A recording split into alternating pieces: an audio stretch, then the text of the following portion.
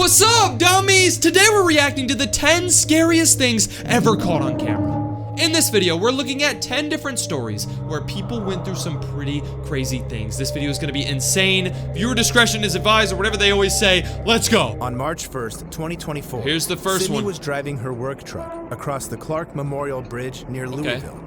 At the same time, 33-year-old Trevor Brandon, whose license had recently been revoked, was maneuvering around a stalled car when he swerved into oncoming traffic. Oh man, this guy turned into oncoming traffic. A sedan, and finally, a semi.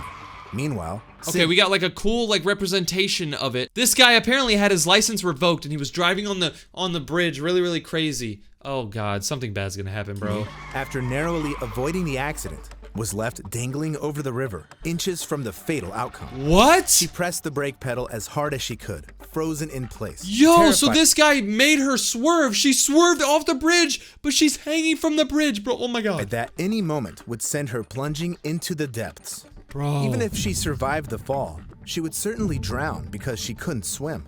Every minute felt she like can't an swim? eternity to Oh Sydney. my. And 40 minutes passed before help finally arrived. 40 minutes? It took them 40 minutes to get over there? So you're telling me this girl was dangling in the truck, about to fall into the water for 40 minutes off of a crazy big bridge? What? It was a dangerous, extremely complicated rescue Look at this. operation. Whoa. But thankfully, disaster was avoided, and Sydney they saved her. was eventually saved. They As for saved Brandon, her. the pickup driver, he now faces a list of charges and will answer in court. So At he least got won't in be charged with trouble. Involuntary manslaughter. So he got in trouble for crashing because he was not driving right and then caused all that. Damn, that's Sydney, insane. Though, vowed never to cross that cursed bridge again. Wow. Unfortunately, not everyone is as lucky when it comes to learning from close calls. Oh gosh, Wu here's the Bin, second one. A Chinese resident, had almost a decade Okay, so this guy's name is Wu Bin. Let's see what happened to of him. experience as a long-distance passenger bus driver. He logged nearly 1 million kilometers without a single accident or complaint from passengers. That's about 25 times around the Earth's equator. However, on May 29th, 2012, Wu Bin became a true hero. As usual, he was driving his bus when passengers suddenly heard a loud crash. Wu slowly brought the bus to a stop and addressed the people inside. But they noticed he was deathly pale and barely standing. Damn, Wu what's instructed wrong with him? everyone to carefully exit the bus and then fell silent. What the passengers hadn't seen was that, just moments earlier, a massive piece of debris had crashed through the windshield, hitting Wu in the stomach and arms. It was a nearly 2-meter-long metal plate that shattered Wu's ribs and shredded his liver. Despite the excruciating pain, he saved the lives of 24 passengers by managing to safely stop the bus. Sadly, Wu passed away 4 days later in the hospital. No. It turned out the metal piece that had so suddenly struck him was part of a truck's brake pad.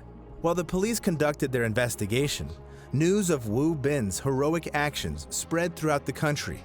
About 3,000 people attended his funeral to pay their respects. That's so awesome. So this guy was a bus driver. He was one of the best bus drivers ever. And one day something hitting Wu in flew the through his windshield. Look at this. Piece of debris had Boom! crashed. That's the real footage of something coming through his windshield and hitting him.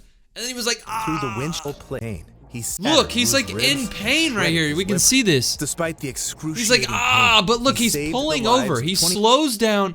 Most people in that situation would have been like, ah, and crashed the whole car. But this dude literally took his time while being in pain to turn the car. Wow, bro. Shout out to Wu Bin, bro. This guy's a real G. All right, here's the next one. Life in the town was going on as usual. Eladio Marquez, a pilot and instructor with 10 years of experience, and his former student were preparing for another flight. They took off in their small Cessna, but just a few minutes later, they reported some alarming news to the control tower. Their left engine had caught fire. Marquez received clearance for an emergency landing, but that landing never happened. A minute later, the plane crashed and exploded, hitting none other than a therapy center for children with autism. It was 2:22 p.m. when all 8 caregivers and 5 children heard the terrifying sound of the impact. What the hell is that? There's a bug in my room. Get away!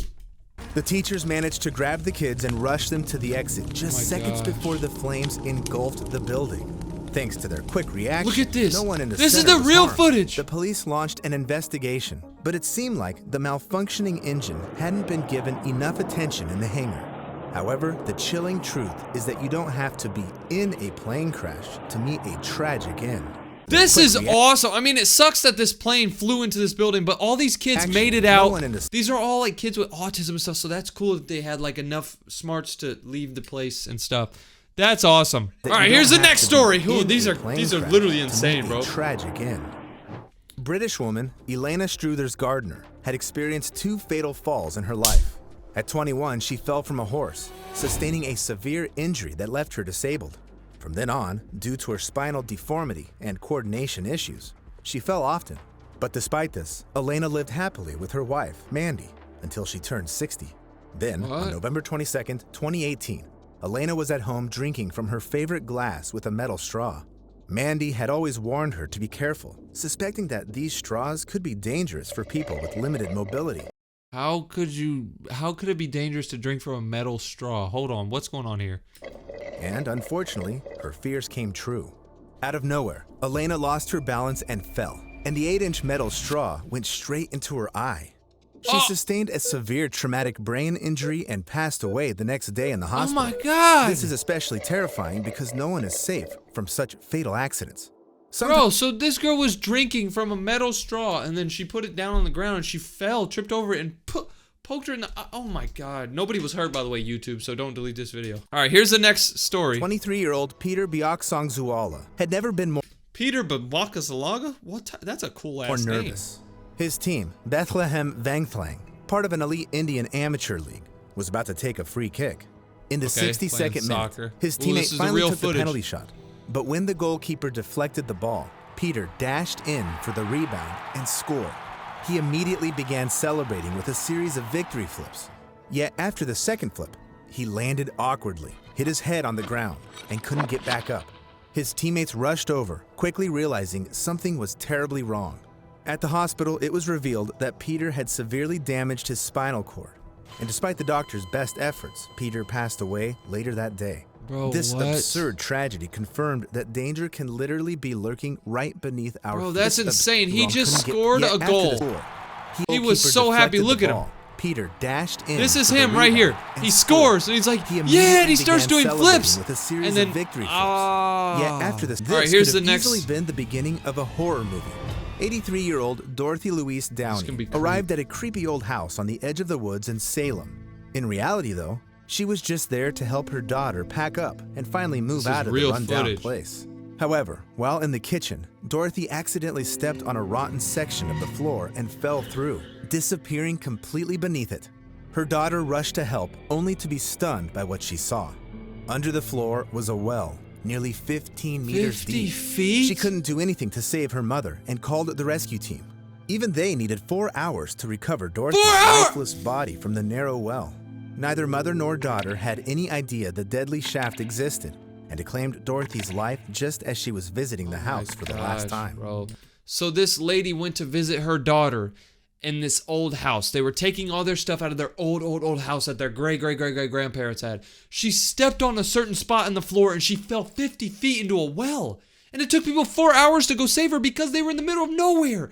Dude, that's insane to think like you could take one wrong step in your house and just fall. This coincidence feels like the result of some curse, just like the next story. On the night of March 26th, 2024, that was last year. 6 construction workers were doing scheduled repairs on the Francis Scott Key Bridge near Baltimore. Meanwhile, a nearly 300-meter container ship, the Dolly, had just left the port of Baltimore, heading for Sri Lanka. There were 21 crew members on board, all eager to finally go home, especially since the day before, the Dolly had started experiencing sudden electrical failures. And at exactly 1:24 a.m., as the ship approached the Francis Scott Key Bridge, the power went out again, the engines stopped, and the massive vessel began drifting with the current. The crew desperately tried to restore power and correct the course. The power came back exactly a minute later, but by then, the Dolly was dangerously close to one of the bridge's supports. The crew immediately warned the authorities that a disaster was imminent. The police managed to close the bridge to traffic just in time before the Dolly collided with the support. In just 20 seconds, the central arch of the bridge was gone. But no one had time to warn the 6 workers who suddenly found themselves trapped between tons of twisted metal and concrete. Now, plunging into the river's fast-moving current, rescue teams arrived quickly. But in the dead of night, with zero visibility, they couldn't do much. It wasn't until dawn that the true scale of the catastrophe became clear. One of the largest shipping channels in the U.S. was now completely blocked, leading to nearly $3 billion in damages. However, the most horrifying part was that none of the workers survived. The last body was found and recovered by divers 6 weeks later. All Rest 6 in men peace. were Rest in first-generation immigrants, hoping to achieve their American dream, and almost every one of them was a father of multiple children. Meanwhile, the Dolly crew remained unharmed. But for the rest of their lives, they'll know that if someone had insisted on fixing that faulty electrical system... Bro, that's insane. There was a boat that had like electricity problems, and it was going and going and going, and right when it was about to pass a bridge, the electricity shut off so they couldn't steer, and it just hit the... Oh my gosh. Thankfully, they did close off the bridge in time for all the cars, because if it would have hit the bridge with the cars on it, a bunch more people would have been dead. Oh my God. Those 6 workers would still be alive, and a psychological torment can often be just as horrifying as physical pain. On January 2nd, 2024, that was last year. Japanese woman Mika Yamaki was driving to the airport to pick up her husband. She was listening to the news on the radio when she suddenly heard that a disaster had occurred at the airport. And in the report, they mentioned the exact flight her husband was on. Oh man. Just minutes earlier, Flight 516, arriving from Sapporo, had requested permission to land at Tokyo's Haneda Airport. The controllers confirmed the landing, and the pilots guided the Airbus with its 379 passengers onto the runway. Hopefully at 5:46 p.m. local time, Flight 516 touched down. Seconds later, the plane unexpectedly burst into flames, sending a massive fireball into the sky. What? The Airbus continued to slide down the runway, leaving a trail of fire and thick smoke behind. It was only then that the passengers realized something had gone horribly wrong. What? The cabin started filling with toxic smoke, Oh, this is and the real flight footage. attendants called for an emergency evacuation. Meanwhile, panic-stricken Mika Yamaki started calling her husband, and he answered. He was among the first to escape the inferno using the emergency slide. The rest of the passengers followed, while firefighters had already begun... Okay, this might sound crazy. This might sound insane, but like, every time I go on a flight, I obviously I don't want it to crash, but like, I've always wanted to slide down the emergency slide. That looks so fun. Imagine you're on a plane and it's like burning and you get to like, boom, like slide down a slide. Like after being on a plane for that long, like I've been on some crazy flights, like 12 hours, 15 hours. Like the last thing you want to do is sit around. You want to freaking slide down a slide. That would be cool, but like that's still insane. The rest of the passengers followed, while firefighters had already begun battling the flames. But as the minutes ticked by, the fire consumed more and more of the plane, requiring over 100 fire trucks to be deployed. And that wasn't all. Soon, the cause of the fire was revealed. It turned out that the massive Airbus had collided with a tiny Coast Guard plane during landing, and both aircraft instantly caught fire. When terrified Mika finally arrived at the airport, she learned that her husband was safe, as were the rest of the passengers and Everyone crew was of Flight safe. 516. Tragically, 5 of the 6 people on the Coast Guard plane died on the spot. Only the captain survived, but he was rushed to the hospital in critical condition. The investigation revealed that the disaster was caused by several factors. First, the Coast Guard pilot either didn't hear or didn't understand the controller's instruction to stay off the runway. You know what I just realized? That whole plane that exploded, like, yeah, everybody, the plane that caught on fire, like, everybody survived, so nobody died. But, like, what about all their bags? When you go on a plane, like, you bring, like, a bag, right? Dude, you lose your wallet, your phone, your shirt, your clothes, your books, your... Dude, what the... Dude, I don't want to get a new wallet. I'd rather die. On December 24th, All right, here's the next... 2022, a truck like set 3 off years from ago. Richards Bay, South Africa, to Botswana, carrying a tanker with 60,000 liters of liquefied petroleum gas. Jesus Christ. However, on 60,000 liters of gas? Dude, oh my gosh, that's a lot of gas. Christmas Eve, the driver mistakenly took a wrong turn and ended up in Boksburg. He was trying to get back on route when he came upon a tunnel under a railway crossing. What happened next will remain a mystery forever. Whether the driver didn't notice the height restriction sign or if it wasn't there at all, the truck got stuck right in the middle of the bridge. But that was far from his biggest problem. As within seconds, he heard a hissing sound and smelled gas. The man immediately called an ambulance, feeling dizzy from the toxic fumes, and called the firefighters, fearing the tanker might ignite at any moment. But they didn't make it in time, and at 6:45 a.m., the gas exploded. When the fire engulfed everything around, 2 smaller explosions followed. They were clearly heard in the nearby houses and buildings, prompting locals to come out and see what had happened. Dude. Among them was 26-year-old Numitso Mashaba, who lived just 100 meters from the crossing. He left his children with his father in the house and rushed to make sure his wife Neo and his brother were okay. Dozens of people gathered around the flaming crossing when suddenly the fourth and most powerful explosion occurred. Everyone standing near the tanker was thrown back by the fireball. Their clothes instantly melted onto their bodies, and no one could get up again. The Nobody was explosion hurt. destroyed the railway crossing, the fire truck trying to contain the flames, and several nearby homes and vehicles. The tanker detonated with such force that even a nearby hospital was reduced to ruins. 13 of its employees and 24 patients suffered severe injuries. Nobody got hurt, YouTube. 8 medical workers Nobody and the driver hurt. in the hospital parking lot were killed. Ooh. The Mashaba couple didn't survive either, and in the days following the disaster, the death toll rose to 41. Moreover, 2 people who were at the epicenter of the explosion are still considered missing. This gruesome reminder shows that even observing such accidents from a distance can be dangerous, and it's best to stay far away. Authorities were unable to determine who was to blame. Unfortunately, in many cases like this, those responsible avoid punishment, even if their mistakes have claimed dozens of lives. That's crazy. On the evening of July 2nd, 2024, Here's the next story. That was a like fenced-off, last year. swampy area in the Hathras district of India was almost empty. Oh, man. Just hours earlier, the scene of an event shocked the world. It began as a typical Hindu prayer gathering. Okay. Local guru, Bola Baba, organized an assembly of his Butt followers. Baba? He received official permission to host an event for 5,000 people. However, his followers numbered in the tens of thousands. And as a result, the area became tightly packed with people. Yeah, that's a This lot was more despite than the 38 5,000. degrees Celsius heat. 100 Entire degrees? families, including many women and children, stood there all day to listen to the guru's sermon. But the heat and suffocating conditions turned into a living hell. 100? When the sermon ended and thousands of people surged toward the guru, trying to touch him, the volunteer guards couldn't calm the crowd, and visitors began literally trampling each other. Those who tripped had no chance of getting up and were trampled to death. Moreover, due to the intense pressure, even those still standing were suffocating because their lungs had no room to expand.